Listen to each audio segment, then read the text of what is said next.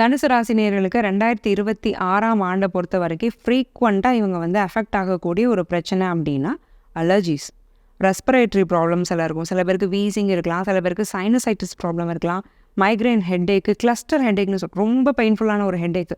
So அந்த மாதிரியான விஷயங்கள்லாம் வந்து தனுசு வந்து அதிகமாக பாதிக்கப்படும். ஏன்னா அன்றாடம் வரக்கூடிய சின்ன சின்ன தொந்தரவுகள், இதுக்கெல்லாம் ட்ரீட்மெண்ட் எடுத்தாலும் அந்த நோய் தன்னை விட்டு தானாக போனால் தான் உண்டு. அந்த மாதிரியான ஒரு அமைப்பு தான். சைனசைட்டிஸ் ப்ராப்ளம்லாம் 1 மந்த் வரைக்கும் வந்து கஷ்டப்படுவாங்க.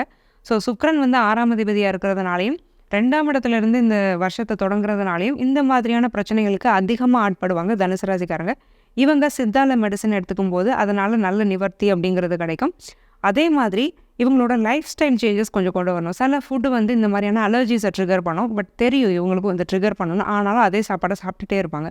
ஸோ அதை கொஞ்சம் மாற்றிக்கிறது அப்படிங்கிறது இந்த ஹெல்த் இஷ்யூஸ்லேருந்து இவங்களை காப்பாற்றிக்கிறதுக்கான ஒரு நல்ல வழிமுறையை கொடுக்கும். அதே மாதிரி ஒரு டாக்டரை வந்து நீங்கள் பார்க்குறீங்க, ஒரு ஹாஸ்பிட்டலில் நீங்கள் விசிட் பண்ணுறீங்க அப்படின்னா வியாழக்கிழமையில் போய் டாக்டரை பார்த்து ட்ரீட்மெண்ட் எடுத்துக்கிறீங்க அப்படின்னா அந்த நோய் கொஞ்சம் சட்டுன்னு நிவர்த்தி ஆகிறதுக்கான வாய்ப்பு ரொம்ப அதிகம்.